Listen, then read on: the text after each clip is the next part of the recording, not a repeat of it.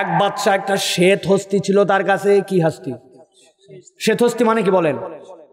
সাদা হাতি। 1,00,000 হাতিতে একটা হয় কি হয় না? এটা সত্য ঘটনা। নবীজি ওই বাচ্চার জন্য দোয়া করছেন। তার ব্যাপারে তোমরা বাজে কথা বলো না, সে আমার কাল পাইলে মুসলমান হতো। সুবহানাল্লাহ। ওই বাচ্চার সাদা হাতি উনি দেখতে গেছে। কি অদ্ভুত ব্যাপার! হাতি কালো হয়, হাতি সাদা, দেখতে কি অদ্ভুত। যাই দেখে হাতি দাঁড়ায় আছে আর তার সামনে একটা ছোট্ট ব্যাঙের বাচ্চা লাফ দিয়ে উঠে উঠে হাতির কপালে লাথি মারে, মারি নিচে পড়ে যায়। বাচ্চার দেখে তো মাথায় খারাপ, ব্যাঙের এইটুক বাচ্চা চাপ দিলে মরে যাবে, এত বড় হাতির কপালে লাথি মারে। চলে আসছেন উনি দপ্তরে, আসে প্রধানমন্ত্রীকে ডাক দিয়ে বলছেন 1 মাসের সময় দিলাম, আমার হাতির মুখের মধ্যে এতটুকু ব্যাঙ লাথি মারে কেন? এই কারণ অনুসন্ধান করে বাইর করা লাগবে, না পারলে ধরের থেকে কল্লা নামায় দেওয়া হবে। প্রধানমন্ত্রী যিনি, উনি বলতেছে এত দেরি করার দরকার নাই, ধরের থেকে কল্লা নামানোর জন্য আজকেই নামান। আজকে নামাবো মানে?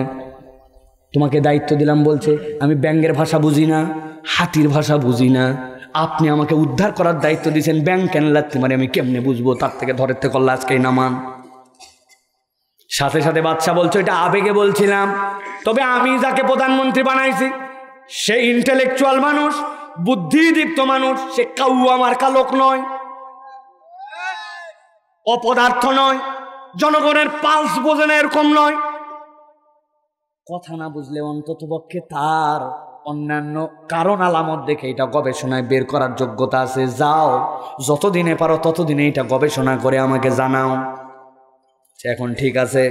প্রধানমন্ত্রী চলে গেছে, যাওয়ার পরে সাথে নিয়ে গেছে একজনকে ইনভেস্টিগেশন করার জন্য। কোন ব্যাঙ রে? যাইয়ে দেখে একটা ব্যাঙ ছোট্ট একটা গর্তের মধ্যে বসে আছে। সচরাচর ব্যাঙের নেচার, গর্তটা এমন সাইজের বানায় ঢোকার পরে যেন ঘুরতে পারে। ব্যাঙ কখনো পিছন দিক দিয়ে বসে না, মুখ বের করে বসে, ঠিক কিনা? কিন্তু যে দেখে এত ছোট গর্ত যে ভিতরে ঢুকে ঘোরার কোনো সুযোগ নাই, এই জন্য ব্যাঙ সবসময় ব্যাক গিয়ারে ঢোকে, পেছন দিক দিয়ে ঢোকে। সাংঘাতিক কথা। তাহলে গর্তও ছোট, ব্যাঙও ছোট, পিছন দিক দিয়ে ঢুকে পারবে, টেনে বার করারে। টেনে বার করছে, বার করে তাকায় দেখুন ঘর দেখছি, ঘরে তাকায় দেখে সেই সুলতানি আমলের ছোট ছোট পয়সা পাওয়া যেত, মধ্যে ফুটা ফুটা পয়সা, 1 টাকার পয়সা, দেখছেন না মুরব্বীরা? ওই ফুটা পয়সা একটা ওই ব্যাঙের ঘরের নিচে রাখা আছে। ব্যাঙ যখন ব্যাগ গেড়ে ঢোকে, ঢোকার পরে তার নিতম্বটা, তার পাছাটা ওই টাকার উপরে পড়ে। উনি বাচ্চার কাছে চলে আসে। বাচ্চা ইনভেস্টিগেশন কমপ্লিট, তদন্ত কমপ্লিট। কি পাইলে? 1 মাস সময় দিলাম, ঘাবড়ায় গেলে 10 মিনিটে বাইর করে আনছে। বলে বাচ্চা শোনেন, গর্ত ছোট, ভিতরেও ঢুকতে হয় পিছন দিয়া, কিন্তু যেখানে যায় বসে ওখানে একটা পয়সা আছে ছোট, ওই পয়সাটা ওর মধ্যে এমন গরম দিছি ও নিজের হিসাব আর মাপে না, ও লাথি মারে হাতির মাথায়। বাংলাদেশে এরকম অনেক লোক আছে, অল্প একটু পয়সা পায়া, অল্প একটু পাওয়ার পায়া, অল্প একটুখানি ক্ষমতা পায়া তারা বিরাট বড় ইসলামের উপরে, ইসলামিস্টদের উপরে গরম দেখায়। তারা আসলে ইসলামিস্টরা যে হাতির মতো শক্তিশালী এইটা এখনো টের পায় না। চুপ করে আছি, ধৈর্য ধরে আছি, সবর করে আছি, মনে করতেছো যে এটা আমাদের দুর্বলতা। ভুল ভুল ভুল। আমরা সুযোগ দিচ্ছি তোমাদেরকে, শুধরায় যাও, নচেত 16 কোটি মানুষ এখানে কিন্তু রেফারির ভূমিকায় লাল কার্ড দিয়া বিদায় করতে 1 মুহূর্ত দেরি করবে না। ইসলাম আমাদের হৃদয়ে, ইসলাম আমাদের অন্তরে। হয়তো পারফেক্ট মুসলিম না, কিন্তু ইসলাম নিয়ে কোনো কথা বলবা এটা সহ্য করা হবে না। ভালো করে খেয়াল করেন, আল্লাহ রাব্বুল আলামিন কোরআনের 21 নম্বর সূরা, সূরা আম্বিয়া, সূরা আম্বিয়ার 18 নম্বর আয়াতে বলছেন, দুনিয়ার মানুষ, আমি তোমাদেরকে যে কোরআন দিলাম এমনি এমনি দেই নাই, তোমাদেরকে পরাজিত করার জন্য কোরআন দেই নাই, তোমাদেরকে বিজয়ী বানানোর জন্য কোরআন দেওয়া হয়েছে। আল্লাহ কোরআনে বলছেন, বাল নাকযিফু বিল হাক্কি আলাল বাতিল ফায়াদমাগুহু ফাইযা হুয়া যাহিক ওয়া লাকুমুল ওয়াইলু মিম্মা তাসিফুন।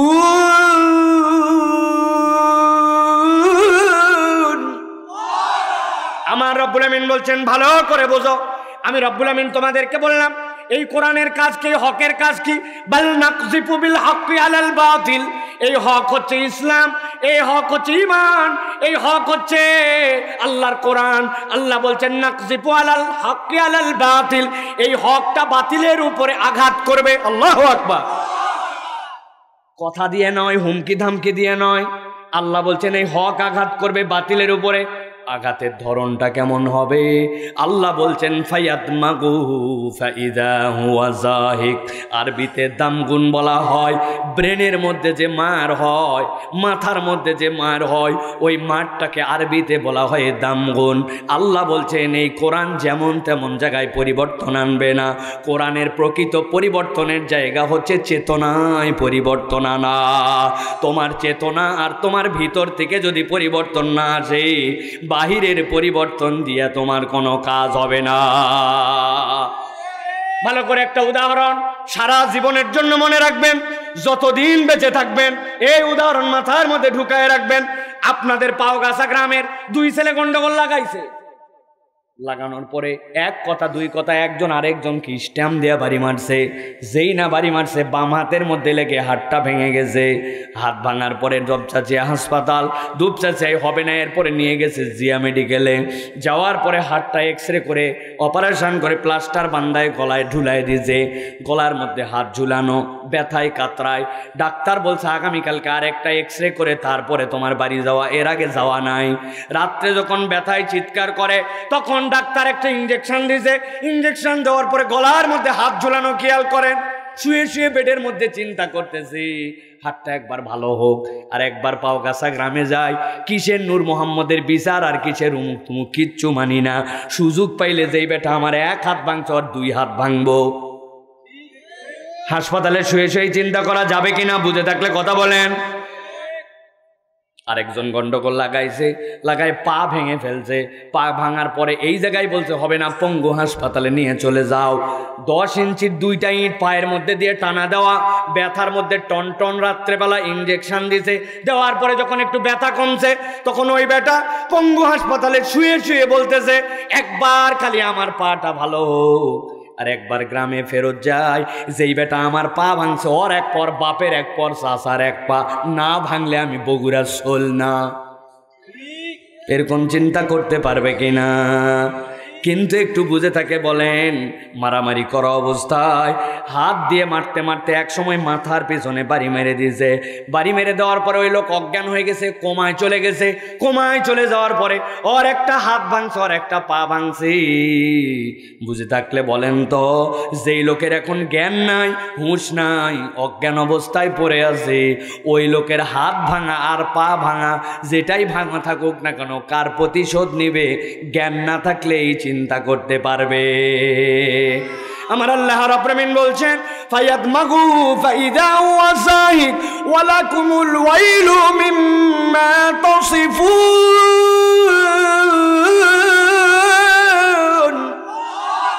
এই দুনিয়ার মানুষ, কোরআন তোমার পরিবর্তন কোন জায়গায় আনবে? কোরআন বাহ্যিক তোমার পরিবর্তন আনবে না। কোরআন তোমার পরিবর্তন আনবে চেতনায়, নৈতিকতায়, তোমার শিক্ষায়, তোমার দীক্ষায়, তোমার মোরালিটিতে। বান্দার মোরালিটির পরিবর্তন না করা গেলে সমাজ কখনো সোনার বাংলা হবে না। যারা ঠিক বলেন নাই তাদের জন্য জিজ্ঞাসা করে বলেন তো ভাই, বাংলাদেশের ব্যাংক যারা হাওয়া করে ফেললো, দেশের টাকা যারা পাচার করে দিল, এরা কি অশিক্ষিত না শিক্ষিত? যেই মানুষগুলা রাস্তা বানানোর টেন্ডার পাইল, পাওয়ার পরে যেই জায়গায় দেওয়ার কথা যা সেই জায়গায় তা দিল না। যেই জায়গায় দেওয়ার কথা 1 নম্বর পাথর, ওই জায়গায় দিছে 2 নম্বর ইট। যেই জায়গায় দেওয়ার কথা বিটুমিন, ওই জায়গায় মারছে পোড়া মোবাইল আর কেরোসিন। যেই জায়গায় দেওয়ার কথা মোটা মোটা রড, ওই জায়গায় দিছে কাবারি। বুঝে থাকলে বলেন, যারা এই কাজ করলো, দেশের টাকা বিদেশে পাচার করলো, দেশের জন্য এমন চুক্তি করলো আদানি গ্রুপের সাথে, যেই চুক্তি কোনো সুস্থ কেন আদা পাগল পর্যন্ত মেনে নিতে পারে না। ওই সচিবগুলা কি শিক্ষিত নাকি অশিক্ষিত? তাহলে এত শিক্ষিত হওয়ার পরে এই কাজ করলো কেন? আল্লাহ বলছেন ফাইয়াদমাগু ফাইদা হুয়া যাহিক, কোরআনের কাজ, ওই নৈতিকতার জায়গাতে পরিবর্তন করা। আল্লাহ বলছেন এমন পরিবর্তন করবে, ফাইদা হুয়া জাহিক, আরবিতে জাহাকিন শব্দের অর্থ নিশ্চিহ্ন হয়ে যাওয়া। আল্লাহ বলছেন কোরআন এমন আঘাত করবে, কোরআন চেতনায় এমন আলোড়ন আনবে, ওই বান্দাকে প্রকৃতার্থে ভেতর থেকে পরিবর্তন করায় দিবে। আল্লাহু আকবার। ভেতরের পরিবর্তন না হলে কাজ হবে না। 10 বছর প্রায় আগে আমি গেছি পাসপোর্ট অফিসে। পাসপোর্ট অফিসগুলো তখন আপডেট হচ্ছে কেবল। আমার পাসপোর্টে আর মাত্র 6 মাসের নিচে মেয়াদ, নতুন করে ভিসা লাগবে না। যাওয়ার পরে বলছি ভাই আমার পাসপোর্টটা তাড়াতাড়ি করে একটু করে দেওয়ার ব্যবস্থা করেন। আর পকেটে প্রস্তুতি নিয়ে গেছি, জানি মাল খায়, ঠিক কিনা? অনেকক্ষণ ঘুরায় পাসপোর্টের কাজ করে না। খানিকক্ষণ পরে বলছে নিচে চলেন। দোতলার থেকে আমাকে নিচে আনতেছে। যেই না দোতলার থেকে নিচে আনতেছে, একটা সিঁড়ি, মধ্যে একটা ল্যান্ডিং, নিচে আবার একটা সিঁড়ি আছে। উপর থেকে যখন আমাকে নিচে নামাবে, মধ্যে ল্যান্ডিং যেই জায়গায়, ওখানে দাঁড়ায় বলতেছে মাল বের করেন। আমি বললাম এই ব্যাগ কল, টাকা দেওয়ার জন্য কখন থেকে রেডি, উপরে এত ঘুরাইয়া এই জায়গায় এনে মাল বের করতে করো কেন? বলে হুজুর রাগ করেন না, এই বিল্ডিংটি সিসি ক্যামেরা নিয়ন্ত্রিত, তবে আমরা মনিটরে চেক করে দেখছি এই জায়গা ধরে না, এমনি এমনি এই জায়গায় আনি নাই। তাহলে সিসি ক্যামেরা থাকে, অনেক ধরনের নিয়ন্ত্রণ থাকে, কিন্তু বান্দার চেতনায় যতক্ষণ কিরামান কাতিবিনা ইয়ালামুনা মা তাফআলুন, বান্দার কাঁধের 2 জন অন্ধকারে, বিদ্যুৎ থাকলে বিদ্যুৎ না থাকলে, একা থাকলে সামগ্রিকভাবে থাকলে, কেউ না দেখলেও আল্লাহ ফিট করে দেওয়া লোক দেখে। এই চেতনা যদি হৃদয় থেকে না আসে, ওই জাতির পরিবর্তন কখনো সম্ভব নয়, ঠিক কিনা?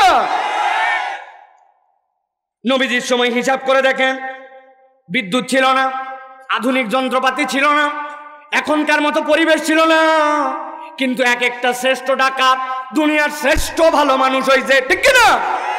হযরত ওমর ফারুক রাদিয়াল্লাহু তাআলা বলছেন একদিন, তোমরা কি জানো দুনিয়ার 1 নম্বর জিরো কে ছিল? 1 নম্বর জিরো ছিল ওমর ফারুক। আল্লাহ সেখান থেকে দুনিয়ার টপ 1 নম্বর হিরো বানাইছেন ওমরকে। ও দুনিয়ার মানুষ, এই যে জিরো মানুষটাকে হিরো বানালো আর কিচ্ছু নয়, কেবল সূরা তহার কয়েকটা আয়াত চেতনায় এমন আলোড়ন আনছে। মক্কার অনেক লোকই নবীকে নিয়ে ষড়যন্ত্র করছে, কিন্তু কোনো বাপের বেটার সাহস হয় নাই তলোয়ার নিয়ে নবীকে হত্যা করতে যাবে। যেই ওমর নবীকে মারতে যাচ্ছিলেন, ওই কোরআন হযরতে ওমরকে পরিবর্তন করেছে, ঠিক না?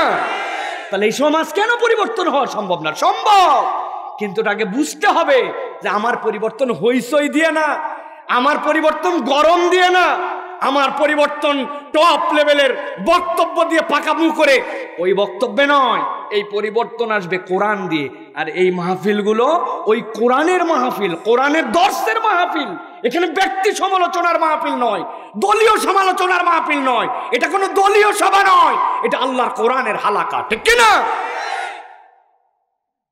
এই জন্য প্রিয় ভাইয়েরা, আল্লাহ বলছেন ওয়ালাকুমুল ওয়াইলু মিম্মা তাসিফুন। বুঝ করে কথা বলো, আমার কথা নয়, আল্লাহর ধরনটা এরকম। ওয়ালাকুমুল ওয়াইলু মিম্মা তাসিফুন, বুঝ করে কথা বলো। আল্লাহর ব্যাপারে যদি উল্টা পাল্টা কথা বলো, আল্লাহ বলতেছেন একবারে ধ্বংস হয়ে যাবে। হিজাব করে কথা বলো আল্লাহর ব্যাপারে। আমাদের অনেক পণ্ডিত আছে, দেখেছি 1400 বছর আগে ওগুলা ছিল, ওই রকম মানুষ একরকম ছিল, এখন কোরআন দিয়ে হয় না, এরকম লোক আছে না? নামাজ পড়ে, রোজা করে, সব করে, কিন্তু উনি কোরআনের পক্ষে থাকতে পারে না। কোরআন দিয়ে পরিবর্তন হবে এরকম চিন্তা করতে পারে না। আপনার মগজের মধ্যে ঘুম ধরছে, আপনার অন্তরের মধ্যে নেফাকি চরিত্র ঢুকে গেছে, আপনাকে কোরআন দিয়ে ওয়াশ করা লাগবে, ঠিক কিনা? এটা হারপিক ওয়াশ মারা লাগবে আপনার, তাছাড়া উপায় নাই। অতএব প্রিয় ভাইরা, এবার বুঝে থাকলে বলেন যে কোরআনুল কারীম শোনা, আসা, বসা, এটাতে আমাদের লাভ আছে না? না আছে না? নাই? এটা কম না বেশি? বুঝে না বুঝে? কিছুটা বুঝে। আমার শ্রোতা কিন্তু তরুণ, যারা মুরব্বী আমার শ্রোতা না, যারা ইয়াং আছো, জবান ছেড়ে দিয়ে বাকি কথা বলবে। আল্লাহ রাব্বুল আলামিন বলছেন যে আল্লাহ রাব্বুল আলামিন তোমাদেরকে এই নিয়ামত দিয়ে ধন্য করেছেন। এটা আল্লাহ রাব্বুল আলামিনের পক্ষ থেকে তোমাদের জন্য বিশাল বড় একটা দান। রব্বুল আলামিন তোমাদেরকে নিয়ামত দিয়েছেন। ভালো করে খেয়াল করেন, ঘাবড়ায়েন না। চিন্তা করতেছেন কেমনে সম্ভব? দিন পার হয়ে গেল, সমাজ পরিবর্তন হয় না। আল্লাহ রাব্বুল আলামিন কারোর জন্য টাইম ফ্রেম নির্ধারণ করে দেন নাই। আপনার আমার দায়িত্ব হচ্ছে প্রচেষ্টা করা। আস-সা'য়ু মিন্না ওয়াল ইতমামু মিনাল্লাহ। আল্লাহ বলতেছেন মা আসাবা মিন মুসিবাতিন ইল্লা বিইজনিল্লাহ। দিলটা ঠান্ডা করে বুঝেন, রব বলছেন দুনিয়াতে যত তোমাদের বিপদ হয়, যত মুসিবত হয়, যত বিরূপ পরিস্থিতি তোমাদের হয়, আল্লাহ বলছেন বান্দা কখনো ভেবো না এটা রব্বুল আলামিনের জ্ঞানের বাহিরে। আল্লাহ বলছেন সবগুলা রবের জ্ঞানের ভিতরে। আল্লাহ বলছেন যদি একবার তুমি এটা মনে করো আর আল্লাহর ঘোষণার সাথে তুমি স্বীকৃতি দাও, ওয়া মান ইউমিন বিল্লাহি ইয়াহদি কলবাহু ওয়াল্লাহু বিকুল্লি শাইইন আলীম।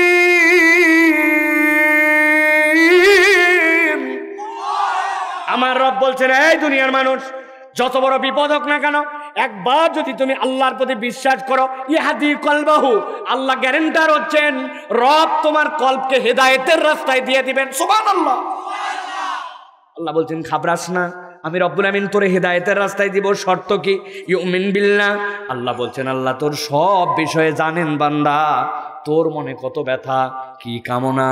এত আবাদ করার পরেও সংসারে টানাটানি, সন্তানটা কথা শোনে না, পরিবারের মধ্যে অশান্তি, যে পরিমাণ পড়ালেখা করি ওই পরিমাণ জেহেনে আসে না, সব পাওয়ার পরেও দিলের মধ্যে কেন জানি কোথায় একটাখানা না পাওয়া আছে। আমাদের পরিবারে, আমাদের সমাজে, আমাদের জীবন আচরণে এইগুলা আছে।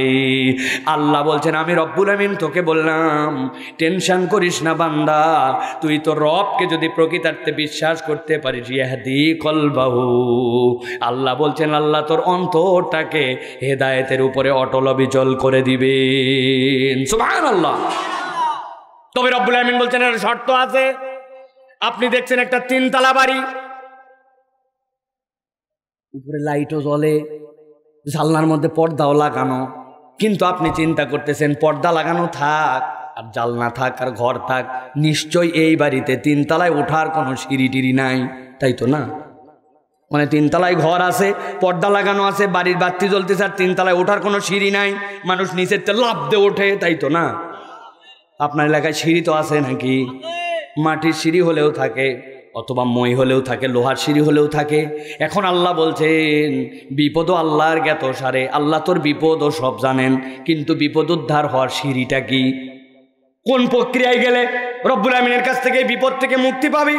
রব্বুল আলামিন বলছেন ওয়াতিউল্লাহ ওয়াতিউর রাসূল ফাইন তাওয়াল্লাইতুম ফাইন্নামা আলা রাসূলিনাল বালাগুল মুবিন। এই দুনিয়ার মানুষ, আমি রব্বুল আমিন বললাম আল্লাহকে মান, আল্লাহ রাসূলের ইতাআত কর, নবী সাল্লাল্লাহু আলাইহি ওয়াসাল্লামের তরিকাটা গ্রহণ করে নে। আল্লাহ বলছেন ফাইন তাওয়াল্লাইতুম, যদি কথা না শুনিস, ভালো করে জেনে রাখ আমার নবীকে আর নবীর ওয়ারিসদেরকে দারোগাগিরি করার জন্য পাঠানো হয় নাই, তাদের দায়িত্ব পৌঁছায় দেওয়া, মানবি কি না মানবি তোর ব্যাপার। তাহলে মুক্তি পাওয়ার দুইটাই রাস্তা, আল্লাহর অনুসরণ করা আর নবীজি সাল্লাল্লাহু আলাইহি সাল্লামকে তার দেখানো পদ্ধতি অনুযায়ী চলাফেরা করা, ঠিক না? বলছি তো ঠিক। কিন্তু নবী করিম সাল্লাল্লাহু আলাইহি ওয়াসাল্লামের কোন তরিকায় খুবই কম এরকম তরিকা আমাদের সাথে আছে, বাকি বিষয়গুলি আমাদের সাথে নাই। প্রিয় ভাইয়েরা, এই জন্য বলবো যে আল্লাহ রাব্বুল আলামিনের দেওয়া জীবন বিধান অনুযায়ী আমাদেরকে চলার জন্য চেষ্টা করতে হবে। রাজি আছি আমরা? রাজি আছি আমরা? আপনারা অনেকেই ভাবতেছেন ওয়াজ তো শুরু হয়ে গেছে না ভাই? জি না, ওয়াজ শুরু হয় না এখনো, কেবল একটু বান্ধন দিলাম, আল দিলাম, আল। 1 বিঘা জমিতে পানি সেচ লাগাইছেন, কোনো আল নাই। আবার বগুড়ার লোকের তো বুদ্ধি বেশি, পাশের জমিওয়ালা কোদাল নিচ দিয়ে মারে আস্তে করে রেখে দিছে, পরে আসার পরে বলছে আল কাটলি কেন? বলতেছে আন্দাজি বললে হবে, ধসে গেছে।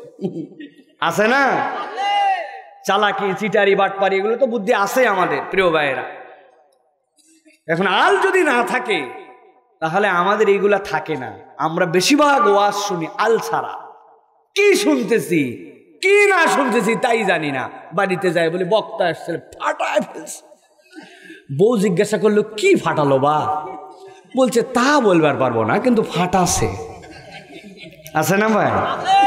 আপনারা যদি এরকম ফাটানো বক্তা মনে করেন আমাকে, তাহলে আপনারা ভুলের মধ্যে আছেন। আমি ফাটাফাটি বক্তা না ভাই, আমি একটা গুছানো জিনিস আপনাদের কাছে মেসেজ আকারে দিয়ে চলে যাওয়ার নিয়ত করছি। এই জন্য একটু আল দিলাম, দুইটা আল মনে রাখতে হবে।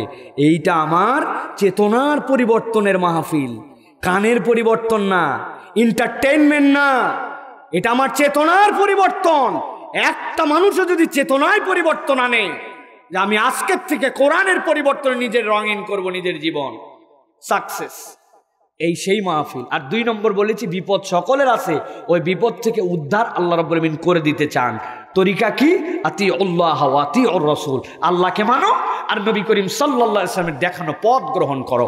এর বাহিরে আমাদের তৃতীয় কোনো পথ নাই, তৃতীয় কোনো পথ নাই। আপনি যতই সংবিধান সংস্কার করেন আর যতই আপনি ভোটের ওই কেন্দ্র সংস্কার করেন, সিইসি সংস্কার করেন, কোনোটা প্রপার ওয়ার্ক করবে না যতক্ষণ পর্যন্ত না আল্লাহ এবং তার রাসূলের সংস্কারের পদ্ধতিতে আপনি সংস্কার করবেন না। ঠিক কি না? অনেক দীর্ঘ কথা, আজকে আর বাড়ালাম না কথা, এইগুলো নিয়ে আমার বিস্তারিত কথা আছে প্রিয় ভাইরা, আপনাদের কাছে আজকে বললাম না। কিন্তু একটা জিনিস মনে রাখবেন, 5টা কারণে, নূর মোহাম্মদ ভাই এটা খেয়াল করেন, হ্যাঁ, 5টা কারণে আইয়ামে জাহেলিয়াত ছিল, জাহেলি যুগ। কয়টা কারণ?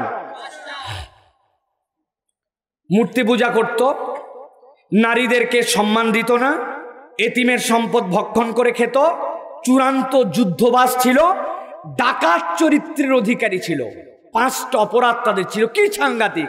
নারীদেরকে সম্মান দিত না, এতিমদের হক মেরে খেত, যুদ্ধবাজ ছিল, মূর্তির পূজা করত, ডাকাত চরিত্র ছিল, জোরজার মুল্লুকতা। এটা নবীজির সময়ের চরিত্র ছিল। আমি ত্রাণ নিয়ে ঠাকুরগাঁ যাচ্ছি, শীতের ট্রাক ভর্তি করে নিয়ে, কাউরান বাজারে সামনে ট্রাকে বসে আছি, পেছন থেকে একজন মোটরসাইকেল নিয়ে এসে আমাকে বলছে, হুজুর এগুলো মাল আপনার? হ্যাঁ। বলছে পিছন থেকে ব্লেড মারে কম্বল নিয়ে চলে যাচ্ছে। আমি দৌড়ায় নামছি, নামার পরে বলছি, চেতা স্বভাবের মানুষ না, কোন বাপের বেটা মানুষের দেওয়া আমানত নিয়ে যাচ্ছে, আয় সবগুলো শেষ করে বলবে। একজন আমার জড়ায় ধরছে, বলছে সাইফুল্লাহ ভাই গরম দিয়েন না। ও ব্লেড মারে বস্তার থেকে কম্বল নিয়ে গেছে, কিন্তু ব্লেড কি আপনার কাছে জমা দিয়ে গেছে? সুযোগ পেলের পর আপনার পেটে মারে আপনার ভুঁড়ি বাইর করে দিবে ওরা। 2 কম্বল গেছে জান লিয়া যান। এটা কোন জায়গার ঘটনা? আরে না, আন্দাজি। এইটা হচ্ছে মক্কা শরীফের ঘটনা, নবীজি আসার আগে আগে হালের ঘটনা। এরা হচ্ছে দুষ্কৃতিকারী, এরা হচ্ছে অন্যায়কারী। এদের বাপ ছিল ওই সময়ে নবীজি 25 থেকে 40 বছর, ভালো করে মেমোরিতে ঢুকায় রাখেন, 25 থেকে 40 বছর গাড়ে হেরায় বসে কেবল এই 5টা ইস্যু নিয়ে ভেবেছেন কিভাবে এদেরকে জাহালাত থেকে বের করা যায়। কোনো সমাধান তার কাছে ছিল না।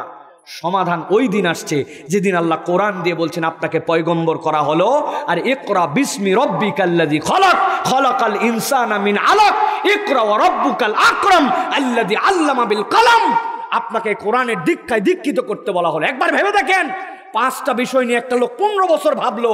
আল্লাহ বলবেন যান, যাই আপনি এই পদ্ধতিতে কাবাকে মূর্তির মিউজিয়াম মুক্ত করেন, এই পদ্ধতিতে আপনি এতিমদের হক ফিরাই দেন, এই পদ্ধতিতে আপনি নারীদের ইজ্জত ফিরাই দেন। একটা প্রসঙ্গ আসলো না। প্রসঙ্গ আসলো ইকরা বিসমি রব্বিকাল্লাযী খলাক। ওইটা কোন বিদ্যা? ওইটা কোরআনের জ্ঞান। ওই জ্ঞান না দিয়ে বাহিরে লেপ দিয়ে প্রলেপ দিয়ে বাহিরের পরিবর্তন দিয়ে পরিবর্তন হবে না। অতএব ওই জাহেলি সমাজ যেই চেতনায় পরিবর্তন হয়েছিল ওটা কোরআন দিয়ে পরিবর্তন হয়েছিল। অতএব আমাদেরও পরিবর্তন চাইলে কোরআন দিয়েই করতে হবে। আপনি ঠিক বললেও ঠিক, না বললেও কিয়ামত পর্যন্ত ঠিক। কারণ কোরআন কোনো থিওরির নাম নয়, it's a totally practical term. Nabi Karim সাল্লাল্লাহু আলাইহি ওয়াসাল্লাম দেখাই দিয়ে গেছেন যে এই মানুষের সবচেয়ে বড় ডাকাত ছিল, তারা সবচেয়ে বড় নিরাপত্তার অধিকারী মানুষ হয়ে গিয়েছিল। সুবহানাল্লাহ। সম্ভব, এটা আমাদের সমাজেও সম্ভব। প্রিয় ভাইয়েরা, তাহলে আমরা কোরআনুল কারীম থেকে এখন কিছু কথা শুনতে চাই। রাজি আছেন আপনারা? কারা কারা আছেন দেখি হাত টান করে তোলেন। ওই ল্যাপ কম্বলের ভিতরতে হাত বের করেন। বের করছেন? হাত সোজা করেন, সোজা সোজা, একবারে সোজা করতে হবে। টান টান সোজা, আমার মতো সোজা। ওটা সোজাই হয়নি, দুপচাচিয়ার দিকে সোজা, এরকম সোজা, এরম না সোজা। সোজা করেন, শক্ত করে সোজা করছেন। আচ্ছা যারা পারেন নাই আরেকবার নিচে নামান, নিচে নামান, এরকম করে নামান, নামায় একসাথে তোলেন, তোলেন, হাত সোজা করেন। হয় নাই, আরেকবার হাত নামান, সোজা করবেন, সোজা। এবার ডানে বামে তাকায় দেখেন কারা কারা উঠাতে পারে নাই, চেহারাগুলা খালি দেখে নেন। দেখছেন সবাই? এবার হাতটা এরকম করে জোড়া দেন, এরকম করে, এরকম করে, হ্যাঁ এরকম করে ধরে ডানে চান দেন, বামে দেন, হ্যাঁ এবার পিছনে দেন, একটু দেখে বুকের হাড্ডিগুলা ফুটান। এবার হাত সোজা করেন, সোজা করেন, দিয়ে নড়াচড়া দেন, একটু নড়াচড়া দেন। দিছেন সবাই? আবার হাত সোজা করে দেখেন তো কারা কারা উঠাতে পারে না, হাত সোজা করেন, হাত শক্ত করেন, করছেন? এবার গলাটা পরিষ্কার দেন, হয়নি, ভালো করে দেন। এবার বুক বরাবর নেন, এই বরাবর। এবার একটা তাকবীর দিয়ে আমরা এই গ্রামবাসীকে জানাতে চাই যে আলহামদুলিল্লাহ কোরআন শোনার জন্য মাঠে পর্যাপ্ত লোক আসছে। পারবেন ইনশাআল্লাহ? আমার শেষ মাহফিল হচ্ছে 27শে ফেব্রুয়ারি, আপনাদের আজকেই শেষ। কি আর মাহফিল আছেই মাঠে? তো আমার গলা ভাঙলে না চিন্তা আছে, আপনাদের গলা ভাঙলে কোনো চিন্তা আছে ভাই? তো তাহলে বোঝেন কেইসা তকবীর একটা দিতে হবে। পারবেন ইনশাআল্লাহ? তবে একদল লোক আছে বগুড়া অঞ্চলে, এদিকে আপনি যত পাম্পট্টি দেন, লিল্লাহে তাকবীর, আল্লাহু আকবার, আছে না ভাই? একবারে ব্যাটারি শেষ। এই ব্যাটারি শেষ যারা যারা জোরে সোরে তাকবীর দিতে পারবেন না তারা আগেই বলেন আল্লাহুম্মা আমিন। আছে না, বুঝতে পারেনি আমার বাবাজি, আমার বাবাজি বুঝতে পারেনি, ঠিক কিনা? হাত নামাতে বলছে আপনাদের, তা হাত যে নামে এটা আমি একবার লুঙ্গি টুঙ্গি সব ঠিক করতে চাই, আজ এইভাবে থাকবে। আমরা যখন তাকবীর দিব আমি আস্তে করে বলবো, আপনার উপর দিকে ছুঁড়ে দিয়ে আল্লাহু আকবার বলবেন। পারবেন না ইনশাআল্লাহ? পারবেন ইনশাআল্লাহ? রেডি তো সবাই? আমি আস্তে করে দিব, আপনারা ফাটায় দিবেন ইনশাআল্লাহ। রেডি সবাই ইনশাআল্লাহ? দেখে এটা তাকবীর দেন, লিল্লাহে তাকবীর, লিল্লাহে তাকবীর, আল কোরআনের আলো, আল হাদিসের আলো, তোমার নেতা আমার নেতা, তোমার নেতা আমার নেতা, আলেম ওলামা যেখানে, লিল্লাহে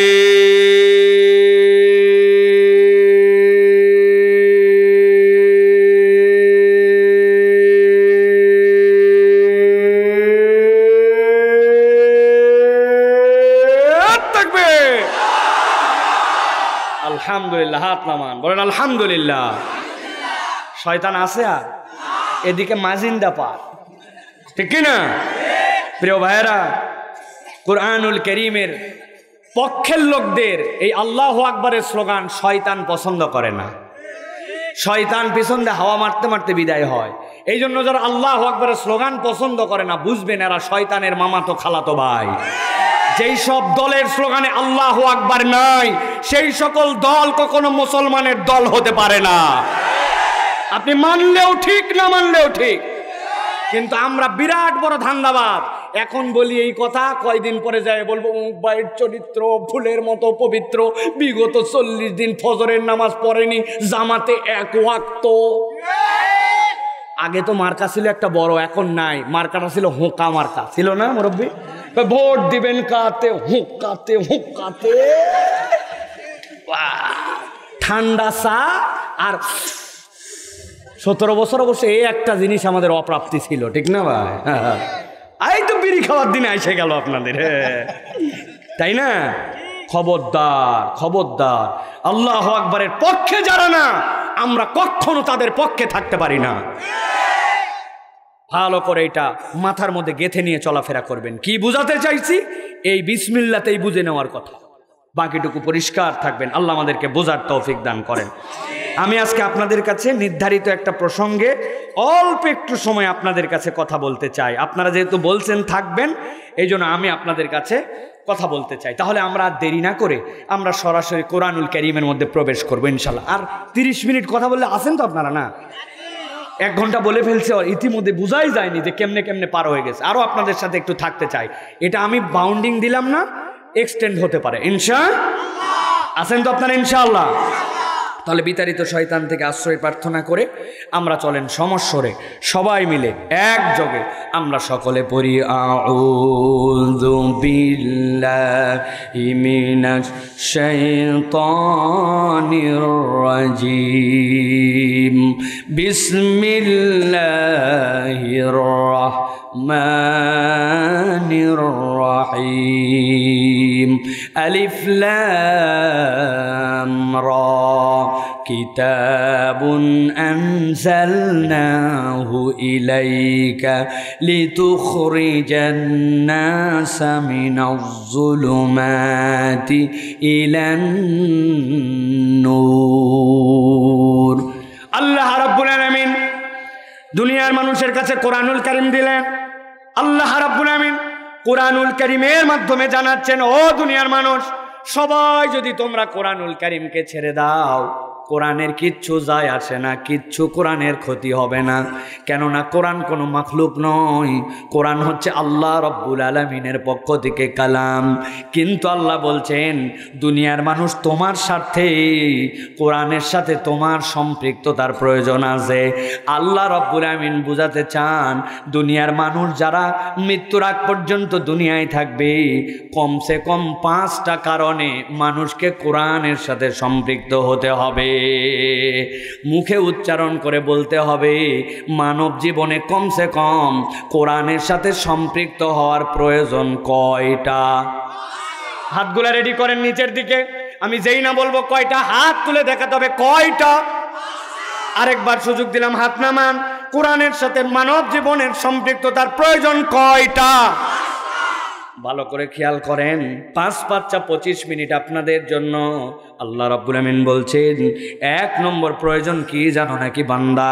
আল্লাহ বলছেন 1 নম্বর প্রয়োজন হচ্ছে দুনিয়ার মানুষ যদি সঠিক পথের দিশা পেতে চায়, কোরআনুল কারীম ছাড়া সঠিক পথের দিশা কেউ দেখাতে পারে না। আল্লাহ কোরআনে বলছেন আলিফ লাম রা, গভীর মনোযোগে খেয়াল করেন। কোরআনের 29টা সূরার শুরুতে আল হুরুফ আল মুকাত্তাআত এসেছে। 29টা সূরার শুরুতে আলিফ লাম মিম, আলিফ লাম রা, ইয়াসিন, হামিম আল্লাহ এইগুলা ব্যবহার করেছেন। এর মধ্যে আল্লাহ রাব্বুল আমিন বিস্ময়করভাবে 26টা সূরার শুরুতেই যেই শব্দগুলা ব্যবহার করেছেন, অক্ষরগুলা ব্যবহার করেছেন, ওই অক্ষর ব্যবহার করার পরে আল্লাহ রাব্বুল আলামিন কোরআনের পরিচয় দিয়েছেন। আলিফ লাম মিম যালিকাল কিতাবু লা রাইবা ফি ইয়াসিন ওয়াল কুরআনিল হাকিম হামিম কিতাবুন আনজালনাহু ইলাইক। আল্লাহ রাব্বুল আমিন কোরআনের পরিচয় দিয়ে গেছেন। মুফাসসিররা ব্যাখ্যা করছেন কেন আল্লাহ রাব্বুল আমিন এই অক্ষরগুলো ব্যবহার করলেন, এইটার মানে কি। কিয়ামত পর্যন্ত মুফাসসিররা যত মতামতি দেন, শেষ পর্যন্ত তাদের বক্তব্য হচ্ছে আল্লাহু আ'লামু বিমুরাদিহি, আল্লাহ ছাড়া এর অর্থ কেউ জানে না। আল্লাহ বুঝাতে চান তুমি কত পণ্ডিত, তুমি কত জ্ঞানী, তুমি কত ভাষারবিদ, কত ধরনের জ্ঞান তোমার আছে। আল্লাহ বলছেন যেই না রব্বুল আমিন আলিফ লাম রা বললেন, আল্লাহ তোমারে ধাক্কা মেরে বললেন তোর জ্ঞান এই পর্যন্ত সীমাবদ্ধ, একটা ব্রেক দে, তোকে থামাই দিলাম, তুই স্বীকার কর যত পণ্ডিত হোস তুই থেমে যা, এইখানে তোর জন্য ব্রেক লাইন, এইটা তোর জন্য আল্লাহর পক্ষ থেকে স্পিড ব্রেকার। এরপর আল্লাহ বলছেন আবার সামনের দিকে যাও। যখন তুমি সামনের দিকে যাবে আমি রব্বুল আমিন তখন তোমাকে জানাতে চাই দুনিয়ার মানুষ জেনে রাখো কিতাবুন আনজালনাহু ইলাইক, তোমার কাছে আল্লাহর পক্ষ থেকে এমন একটা কিতাব দেওয়া হয়েছে লিতুখরিজান নাসা মিনাজ যুলুমাতি ইলান নূর, মানুষকে অন্ধকার থেকে এই কোরআনের দায়িত্ব হচ্ছে আলোর পথ দেখায় দেওয়া। সুবহানাল্লাহ। মানুষ অন্ধকার কেমনে থাকে? আমাদের এত লাইট এত আলো, কিন্তু আমি অন্ধকারে কেমনে আছি? এক ছেলে নাকি প্রবাসে থাকে, প্রবাসে থাকা অবস্থায় 6 ব্যাটারির একটা টর্চ পাঠাইছে। আগে যখন প্রবাস থেকে কেউ গ্রামে আসতো কিছু না আনুক একটা টর্চ আনতো, ঠিক কিনা? টর্চ এনে বাপকে দিছে, বাপ বিরাট খুশি, বিদেশ থেকে আমার টর্চ পাঠাইছে বেটা, টর্চ কখনো জ্বলায় না, টর্চ কখনো অন্যের হাতে দেয় না। একদিন ওই মুরব্বী রাস্তা চলতে গেছে, সন্ধ্যার পরে হঠাৎ করে ড্রেনের মধ্যে পড়ে গেছে, চিৎকার করে বলতেছে, বাপরে আমাকে উঠাও, আমাকে উঠাও। লোকজন সবাই মিলে টাইনে উঠাইছে, উঠানোর পরে বলতেছে, বাবা এই জায়গাতে আমার একটা টর্চ ছিল, ওই টর্চটাও পড়ে গেছে ড্রেনের মধ্যে, ওটাও একটু উঠা। লোকজন লাগবে না, লোকজন ওই টর্চ পর্যন্ত উঠাইছে। উঠানোর পরে জিজ্ঞাসা করছে, মুরব্বী এরকম হাতার টর্চ থাকার পরেও আপনি কেমনে ড্রেনের মধ্যে গেলেন? কই ড্রেনের মধ্যে যাওয়ার সাথে টর্চের সম্পর্ক কি? বলছে, বাপরে বাপ, আলো জ্বলাতে তো 7 পর্যন্ত চলে যায়, তা আপনি এটা জ্বলালেই তো ড্রেনের মধ্যে পড়ার কথা না। মুরব্বী বলতেছে, বাবা আমার সন্তান বিদেশ থেকে পাঠাইছে, এটা কেমনে কি করা লাগবে আমার জানা আছে। এটার ব্যাটারি যেন খরচ না হয়, এটা যেন পুরাতন না হয়, যেন সাথে নিয়ে চললেও জ্বলাই না। আপনাদের কাছে কি মনে হচ্ছে এই লোকটা বোকা? তাই তো, কিন্তু একটু হিসাব করে দেখেন, যেই লোকের জন্য আপনি হাসলেন ওই লোকের তালিকায় আপনার আমার নামও আছে। আল্লাহ বললেন, যেই কিতাব তোমাকে দুনিয়ার মধ্যে আলো দিবে, অন্ধকার থেকে আলোর পথে বাড়াবে, ওইটা আপনার ফ্রিজের মাথার উপরে আছে, ওইটা আপনার বাড়ির মধ্যে আছে, কিন্তু আজ পর্যন্ত ঠিক মতো ওইটা শুদ্ধ করে তেলাওয়াত আর তার অর্থটুকু সূরা ফাতিহাটা পর্যন্ত আমার গ্রামের লোক জানে না। ঠিক কিনা? মাঝে মাঝে আমি বলি, আপনি কতটুকু আল্লাহর দিকে আগালেন আর কতটুকু পিছালেন, একটু মাঝে মাঝে নিজের জীবন হিসাব করে দেখেন। কুমিল্লায় একটা পাগল ছিল, পাগলের নাম মুসনা। কি নাম? কথা বলেন। মুসনা পাগলের কোনো খারাপ দোষ নাই, খালি একটাই তার অপরাধ। কি অপরাধ? ও খালি বোতল কুড়ায়। কি কুড়ায়? নূর ভাই পানি নিয়ে পানি খাচ্ছে, মুখের দিকে তাকায় আছে, বেচারির মায়া হয়েছে, মনে হয় লোক বোধহয় পানি খাবে, বলছে এই পানি খাবি, বলছে না তাড়াতাড়ি পানি শেষ কর, বোতল লাগবে। কি ঝামেলার কথা, যাত্রার খালি বোতল নেওয়ার জন্য অস্থির। লোকজন চিন্তা করছে এই পাগলার ঠেলায় তো জুস খায় আরাম নাই, পানি খায় আরাম নাই, খালি মুখের দিকে তাকায় থাকে। লোকজন বলছে, তোর এতগুলা বোতল লুঙ্গির মধ্যে বান্দা, তাও তোর বোতল লাগবে কেন? বলছে লাগবে বোতল। সবাই মিলে বুদ্ধি দিছে, শোন কুমিল্লায় থাকে তোর কাজ নাই, ঢাকা হচ্ছে বোতলের শহর, যে কোনো জায়গায় খালি বোতল আর বোতল, তোর কত বোতল লাগবে, তুই ঢাকা চলে যা। পাম্পট্টি গিলে নিছে একদিন, গিলে নিয়ে বলছে, কুমিল্লায় আর আমি থাকবো না, আমি বোতলের জন্য এখন ঢাকা চলে যাব। কুমিল্লাবাসী সেলট দিয়ে বিদায় দিয়েছে। বিদায় দিয়া পুরাতন লুঙ্গির মধ্যে যত বোতল ছিল সব ভরছে, কান্দের মধ্যে লাঠি ঢুকায়া ঢাকার দিকে রওনা হয়েছে। সকাল থেকে হাঁটতে হাঁটতে হাঁটা কি সে হাঁটা দাউদকান্দি ব্রিজ পর্যন্ত, অর্ধেক ঢাকা কুমিল্লার রাস্তায় চলে আসছে। আসার পরে দেখে মাথার সূর্য হালে, এখন দুপুর 2টা বাজে, মুখ চোখ সব শুকায় গেছে। ওর চিন্তা করছে, আজকে যে দিনের অবস্থা, এই দিনে হাঁটে তো আমি সন্ধ্যার মধ্যে ঢাকায় পৌঁছাতে পারবো না, উপায় কি? সাথে সাথে বুদ্ধি করছে, বুদ্ধি করে কান্দের বোতল টোতল সব নামাইছে। নামায়া ওই যে দাউদকান্দি ব্রিজের গোড়ায় হাতের মধ্যে একটা লাঠি ছিল, লাঠি নিয়ে সেই জায়গায় যাওয়ার পর ওই জায়গায় দাগ দিছে একটা। যান না ভাই, বসেন না, লাগবে না তো এইগুলা বলছি আমি।